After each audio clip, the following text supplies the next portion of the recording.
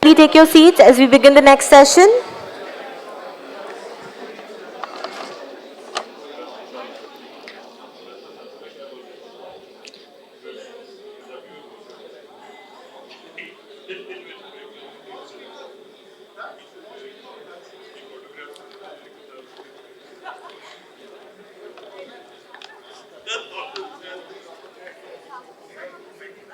I'd like to invite the chair for the next session, Rakesh Sood, former ambassador and special envoy of the Prime Minister for Nuclear Disarmament and Non-proliferation. I invite speakers, Mr. Phee Choosri, Deputy Executive Director of GISTDA, Mr. Sergio Ledda, Scientific Attache, Italian Embassy, India, Mr. Jager, Minister, Commercial High Commission of Canada to India, Ms. Prez, Director General, Philippine Space Agency. She will be joining us online.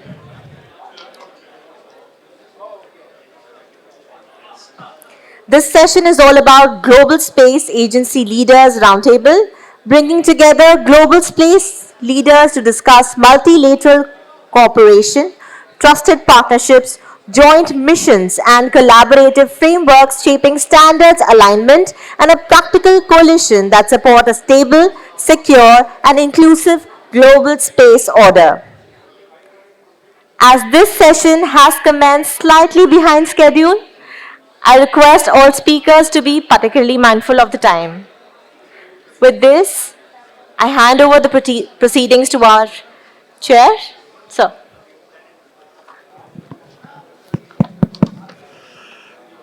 Good afternoon, ladies and gentlemen. Can I have your attention, please? Would you kindly take your seats, because if we don't begin on time, I'm afraid your lunch is going to get delayed. I think that works.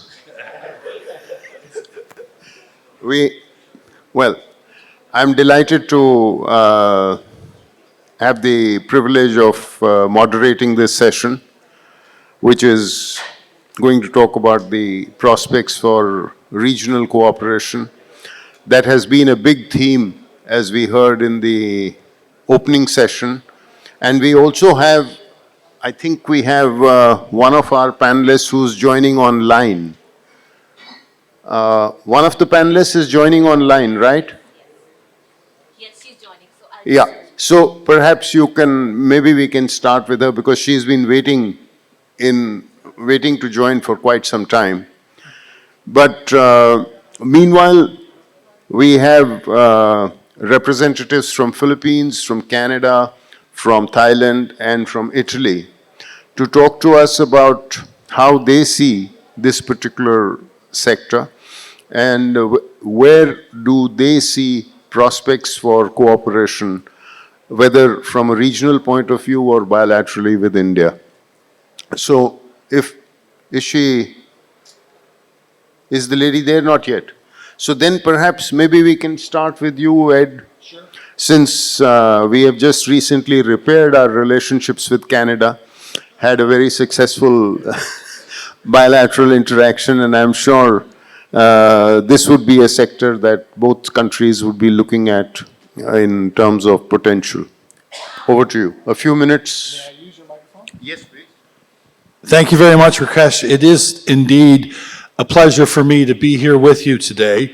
It's great to be here at the India Space Congress, and I really must start by thanking the Space Industry Association for inviting me.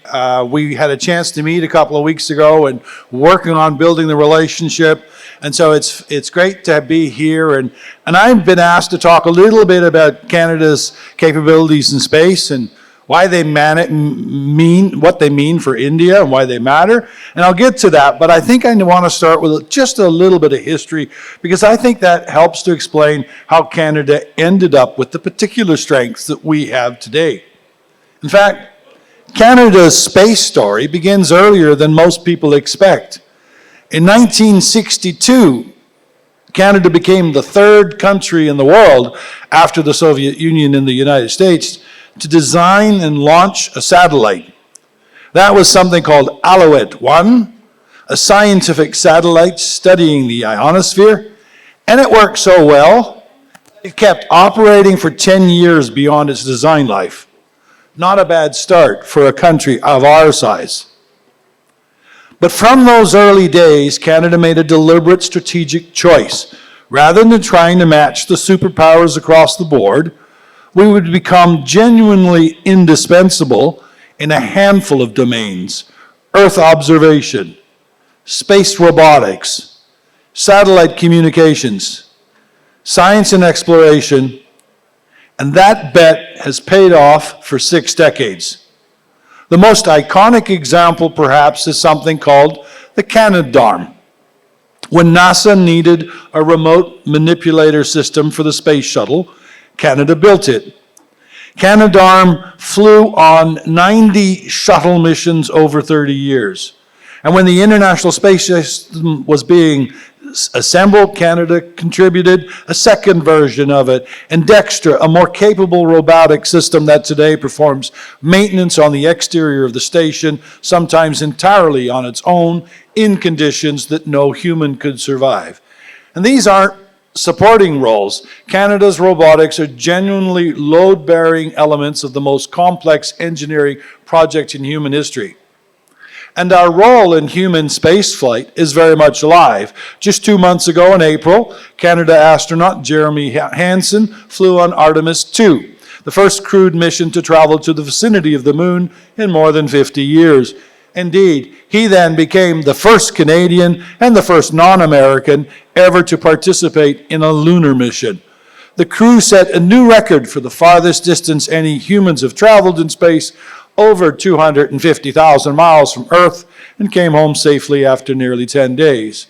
That happened this spring. And the fact that Canada had a seat on that mission, not as a guest, but as a mission specialist on a crew of 4, says something real about the depth of our partnership with NASA, built on decades of proven contribution.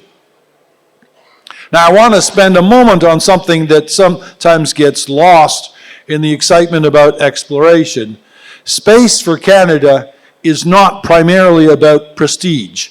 It's infrastructure.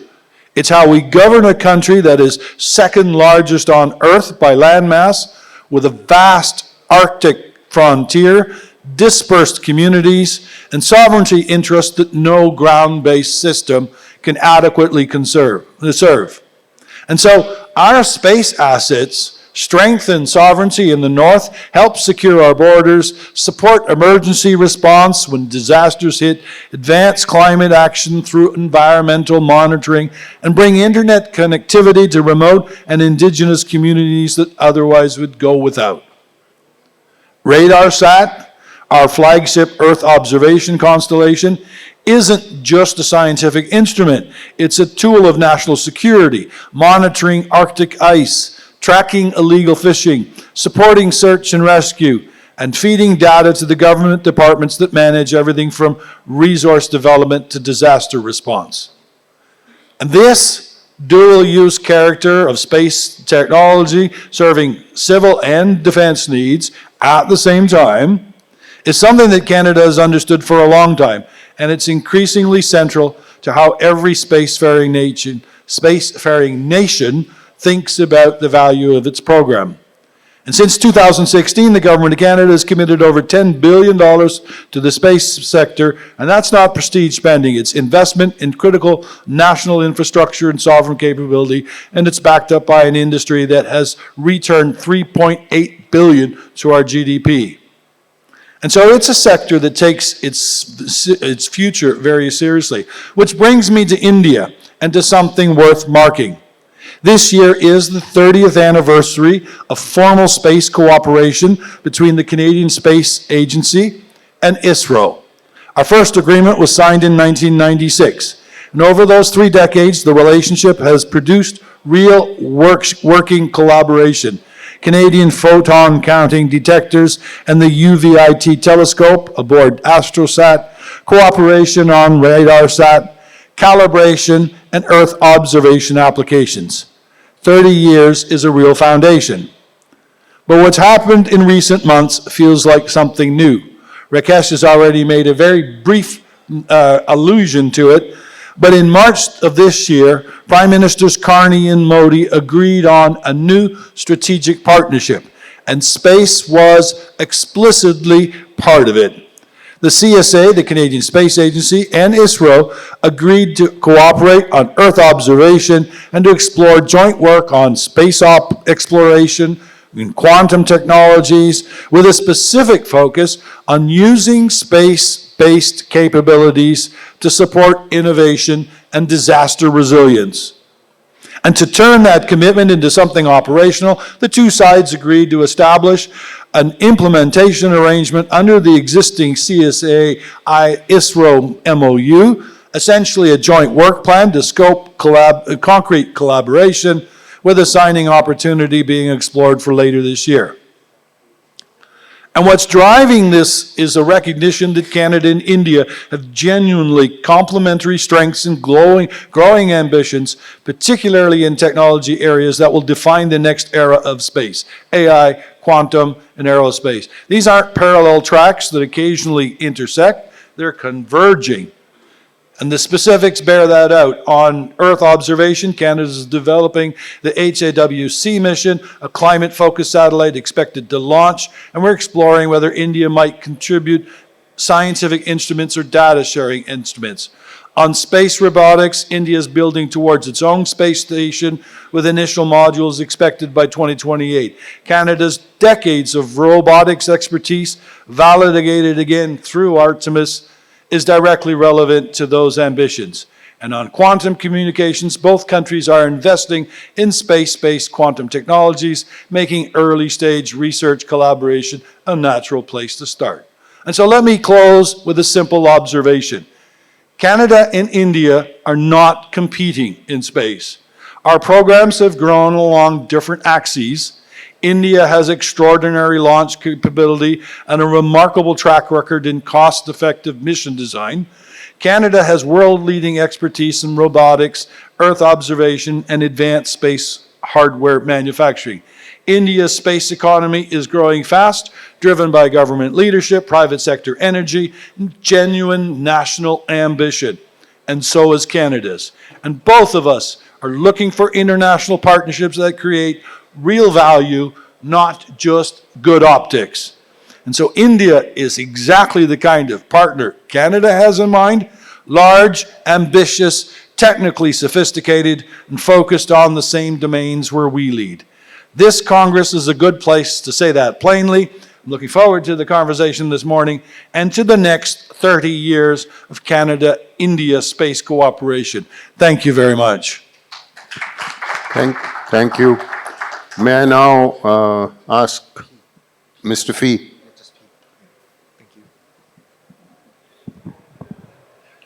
Okay, so thank you very much.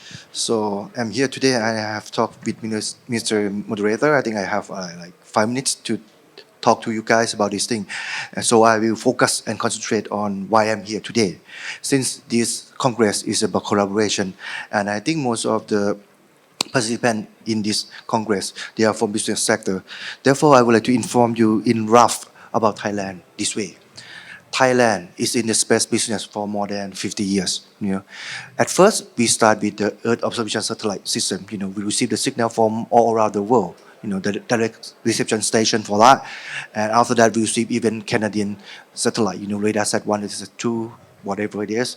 And then we have a collaboration with India for quite a long time. But at that time, it's mostly concentrated in the capacity building and things that the government to government things, something like that. You know what I mean? And then after times change, then we acquire some more satellite system from overseas, more and more. I can divide it into 2 parts, for Thailand, for the satellite system. The first one is telecommunication. Second one is about Earth observation. Frankly speaking to you, telecommunication is worth for the business sector to invest the money in. Therefore, the private sector is involved in this thing. So we, Thai government, release the Thai private sector to invest the money into the system. We call it Thaicom, and we have lots of telecommunication satellite into the system, and they can make money. Therefore, the Thai government will not touch about the telecommunication satellite things. But for the Earth observation satellite, it's different. Earth observation satellite cannot purely make money or make profit, but it will invest on the social return on investment, which is the benefit of the country, to protect our flood, protect our fire or something like that. You know what I mean? So that's why Thai government eject the money into Thai government entity to do that thing. So in case of Thailand, it means GISTDA, which is our organization. So they inject the money into GISTDA to acquire the Earth observation system, to support the satellite image into many, actually all of the state entity within Thailand. And then, since the past up to now, space technology is used to be the niche market is really expensive in the past, you know what I mean? And therefore, we have to connect with many countries all around the world to absorb the technology into Thailand. And then we have to make friends. Thailand is the only one country in the world that joined Artemis Accord, and we can join Chang'e project for China also. So we have to try to make friends to this thing, because space is about technology. How about to collaborate and to get knowledge. More than that, I learned more about this thing is about friendship, because some part of the satellite or some part of space activity, it is under export control. I think you guys are in the business, you guys know that for the Earth observation satellite, for the optical, normally they is restrict for like 0.5 meters for the resolution. For the SIA, it's 1 meter. But it depends on the friendship between the country. If you are close to some country specifically, then you can do the intergovernmental agreement for more than that. So that's why we have to strengthen everything all together. That's why Thailand, we have to focus on the government sector. In parallel, we have to focus in the private sector also. So that's how it works. And for India, mostly we have the collaboration with ISRO, and we have tried NSIL, because we learned that for the launcher technology, India is really good, and very cost effective.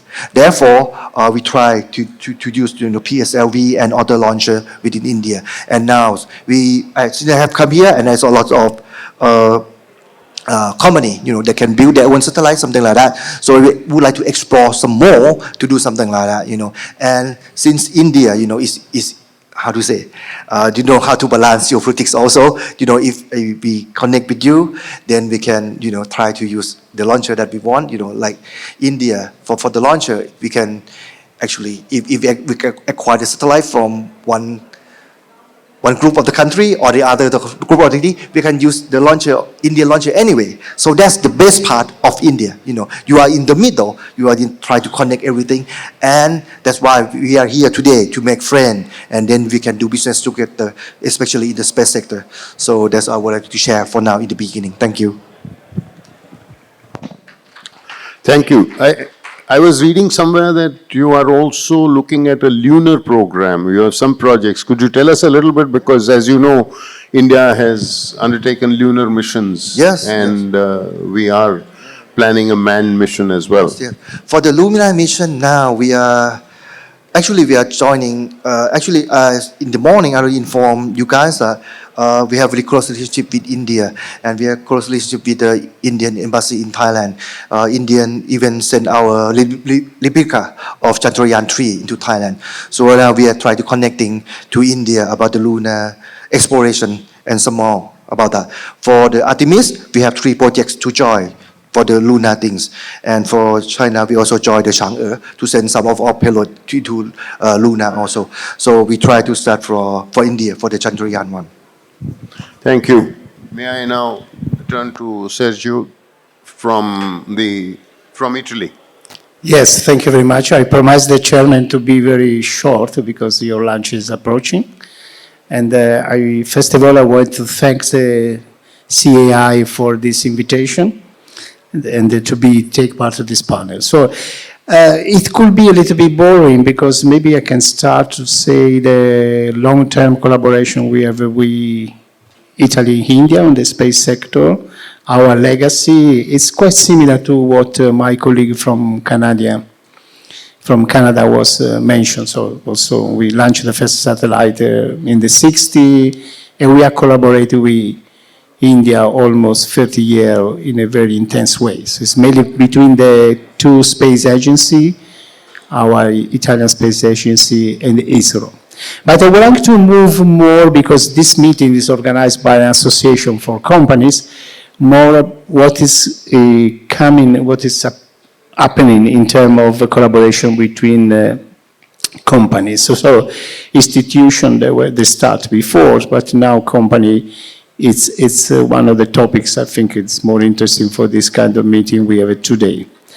And of course, Italy has a very interesting space ecosystem that is represented for more than 300 companies that are working in the space sector. It basically can cover all the things of the space domain. So it's robotics, launch systems, and the satellite, and so on. And for this reason also, we decide that probably our mission is not to be a leader of one component. Our mission is to be complementary with the sector. For this reason, I think the match with India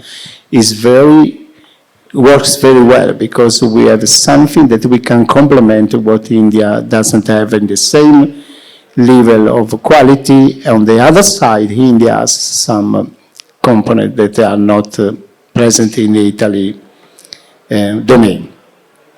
For these reasons, to push this collaboration, we decide to match Italian company with the Indian company, and from years ago, but more intensively from the 2 years, recently 2 years, we make some mission with Italian companies. They visit the Indian company. Also, following this grow up of a private system in the space sector in India, because India, like Italy, in the beginning they have a more government system was present in the space sector, and they, in a clever way, in a smart way, they decide to push the private system. So why do not travel together? As Italy is growing, maybe it was growing before the India in the private sector, why do not grow together with the private sector of India? And so in the last September, there was 13 Italian companies, they make a tour and visiting the most interesting Indian company in the private sector. And we have, this tour was supported by SIA, because they gave us some content, some support during the visit. It was interesting, because we realized in that time that we were very complementary. We can share technology, and we can share the vision for the future. That is more important sometimes than the technology. You have quite clear that there is a man from the USA that now is making so great things in the space sector, because he's following his vision, of course, putting technology, putting power, manpower, but mainly following the vision. So when we make this first visit, we realized that we can join the vision for the future in the space. And recently in May, 9 Indian companies came in Italy, and they make a tour visiting and recognizing what Italy can offer in the space sector. And again, we we share knowledge, technology, and vision. And of course, this has been finalized, signed in some specific agreement where this complementary can express exactly what Italy has and what India can propose. Of course, as this section is more oriented to the global view, we are making a dialogue with other countries, of course, as Italy, but we want to understand in this dialogue, like Japan, like UK, like USA, and the other ones we are planning to have a dialogue on the space sector, if India can take part. And last year, we started this space dialogue that again, they want to reinforce this kind of collaboration. What I would like to mention shortly are three important things, because we are a country in Europe. Also, Europe wants to act in the space sector and want to make something with India. And as Italy and as Europe, and we believe as India, we define three important pillars that also now in the space sector should be taken account. One is safety, because everybody wants to launch satellite, have the proper constellation, but the space is big, but it became cloudy, so there are the problem of space debris and the trajectory and to follow the satellites. So this safety is an important issue we need to discuss globally, and we need to discuss with India. The other one is the resilience. So there is all the part of cyber security, communication, and these parties could be also very important. And the third one is sustainability. So we need to readdress our space economy to look on more sustained system. And India, in these topics, is a champion, because they demonstrate they can make an important mission with a very relatively low amount of money. So they can teach to Italy and globally how you can make a mission with a not so big amount of money. Thank you. I think we now have our participant from Philippines, Dr. Perez, who heads the Philippine Space Agency, joining us online.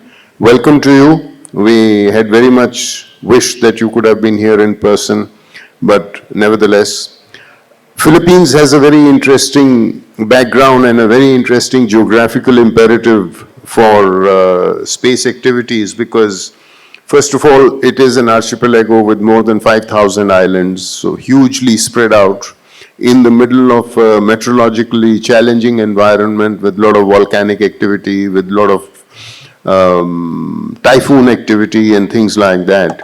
And so please tell us about Philippines' priorities in the space sector and how you see potential for cooperation. Over to you, Dr. Perez. Thank you. Thank you, Ambassador Rakesh Sood. Apologies for not being able to go there personally, but thank you for having me. Distinguished leaders and representatives of space agencies, industry, and academia, fellow speakers, good afternoon. Allow me first to express my sincere gratitude to SIA-INDIA for the kind invitation to speak alongside space leaders from around the globe. I also commend the organizers for convening this timely and relevant panel that highlights the importance of international cooperation and collaboration in building an effective and responsive global space ecosystem. The Philippines continues to advocate for the safe, secure, sustainable, and peaceful use of outer space. And as enshrined in the Outer Space Treaty, we continue to recognize outer space as the province of all humankind. With the overarching theme of imagining the global space landscape, this key concept should not blur the lines connecting us from Earth to outer space. As we imagine the inevitable transformations and evolution of the global landscape, we should not forget this foundational principle, where a borderless environment provides opportunities for equitable access for both advanced and emerging spacefaring nations. The Philippines and India elevated their relations to a strategic partnership, paving the way for deeper bilateral cooperation in various areas, including space science and technology.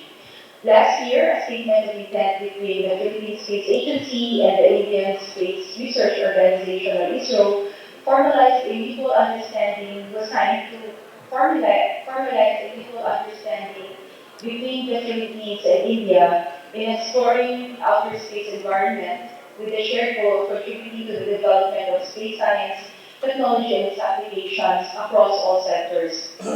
Among the identified areas of cooperation are capacity building activities, utilization of space systems and platforms, joint development of space and ground systems, space policy and regulatory aspects, as well as space industry engagement.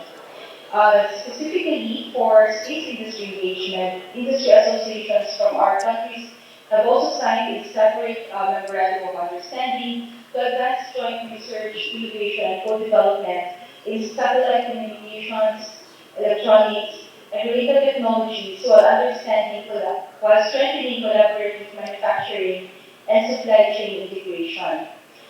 We also believe in developing and capacitating our human resources in the field of space.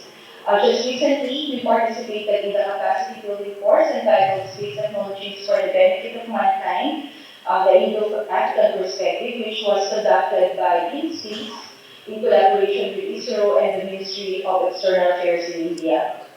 We also recognize the long-standing contribution of the Center for Space Science and Technology Education in Asia and the Pacific, or CCT, in advancing space education and capacity building across the region. Filipinos who participated in these programs are able to gain specialized knowledge, exchange experiences, and build networks that contribute to stronger national and regional space ecosystems. The Philippines likewise remain committed to multilateral cooperation. Last year, we hosted the 31st session of the Asia-Pacific Regional Space Agency Forum and the International Space Forum at ministerial level, Southeast Asia chapter.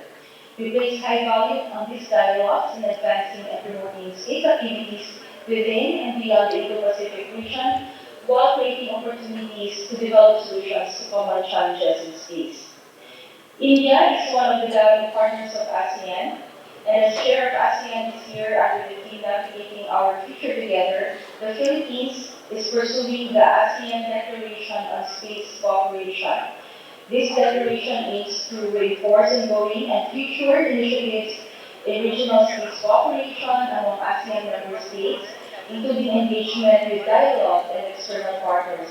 ASEAN and India may explore future initiatives in capacity building, space exploration, sharing of space data, and space industry development. Philippines also recognizes the importance of space education and awareness, especially for the youth. In 2023, PhilSA produced a children's book titled Tala and Her Journey to Space, highlighting the importance of abiding by the United Nations treaties on outer space. And last week, the United Nations Office for Outer Space Affairs, or UNUSA, launched the international edition of this book, along with its translation into 6 official languages of the United Nations. Through this initiative, the story of Tala will continue to inspire young people to become responsible actors in space. In conclusion, mentioning the global space landscape begins with us, and especially as national space leaders. The principles of peace, sustainability, and responsible behavior should remain at the heart of our policies, programs, and initiatives to ensure that outer space remains accessible and beneficial for present and future generations. To this end, we must continue fostering meaningful dialogue and sustained engagement with relevant stakeholders, guided by the enduring principles of diplomacy, international cooperation, and collaboration. As we harness and maximize the transformative potential of space science and technology, our shared future will depend on our collective ability to seize emerging opportunities and addressing present challenges together. The Philippines is ready to work with India and with all our international partners in advancing our future, where outer space serves as a platform for cooperation, innovation, sustainable development, and shared progress for all. Thank you very much. Thank you. I think if we had known about the adventures of Tala in space, I would have suggested that perhaps we should have had copies of this that is being translated into so many languages by the UN for distribution at the Indian Space Congress, since we have so much of international participation. But I think that with that, we are more or less at the end of our session, unless anybody has any specific question or a comment to make very briefly and quickly. Otherwise, we will to any of the participants? If you have, yes. Please make it short and brief. Yes, myself Jigish Patel, ex-Group Director ISRO. My question to Honorable Commercial Minister Canada. Your question is directed to? Honorable Minister Canada. Oh, Yes. Sir, how do you find that this industry at India, the giant industry at India will envisage the role in Canadian Space Agency manufacturing and all that? What is the your view on that? How the Indian industry can help in the space program of Canada? Or is how there any- Indian industry can help in the space program of Canada? Canada. Is there any challenge over there?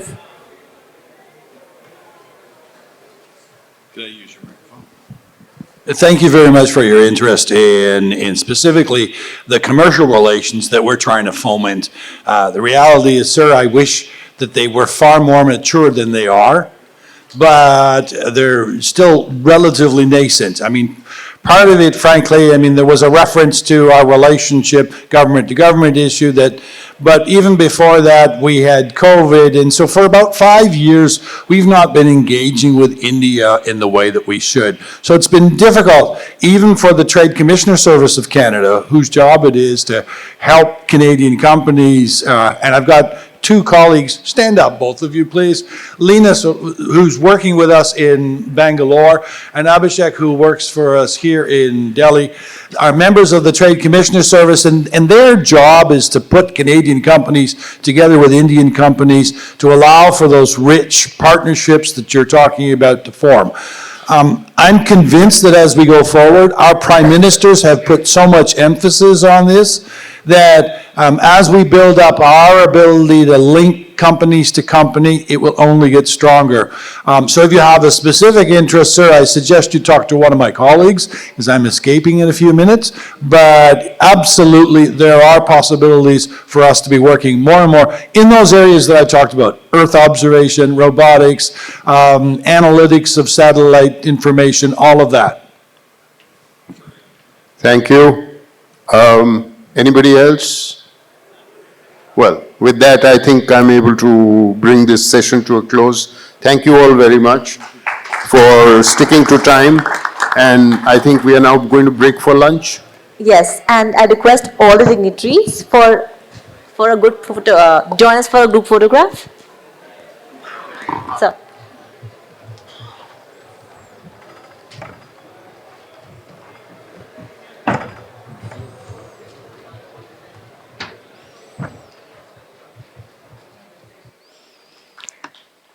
Ladies and gentlemen, can we have a huge round of applause for our distinguished panel?